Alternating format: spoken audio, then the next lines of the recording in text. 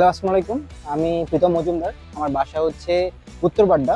আর আমি পড়াশোনা করছি সাউথ ইস্ট ইউনিভার্সিটিতে। আমি যখন ফেসবুকে স্ক্রল করছিলাম তখন দেখলাম হচ্ছে ইয়ামাহার অথরাইজড পেজ থেকে দেখলাম যে হচ্ছে এফজেড ভার্সন 4টা লঞ্চ হয়েছে, প্রি বুকিং স্টার্ট হয়েছে। তখন আমার বাসা যেহেতু বাড্ডাতে, আমি রুবেল এক্সপ্রেসে কন্ট্যাক্ট করি। দেন রুবেল এক্সপ্রেস থেকে আমি প্রি বুকিং করি। তার কিছুদিন পরেই আমার আইসিসিবি হল থেকে আমি বাইকটা ডেলিভারি নিই। বাইকটা ডেলিভারি নেওয়ার পর থেকে এই পর্যন্ত মোট 5000 কিলো চালিয়েছি। আর বাইকটা নেওয়ার পর থেকে আমি খুব কমফোর্টের সাথে রাইড করতে পারছি।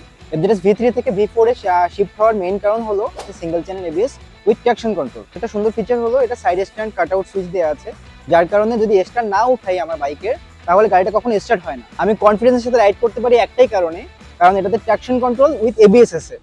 V4 এ মানে আপগ্রেড হওয়ার মেইন কারণ হলো এটাতে খুব সুন্দর একটা মিটার দেওয়া হয়েছে, যেটা MT-15 ও R15 V3 মিটার। পাশাপাশি নিউ ফ্ল্যাশের ইন্ডিকেটর লাইট ইউজ করা হয়েছে। এখন নতুন LED D shape light use করার কারণে আমার খুবই সুবিধা হয়।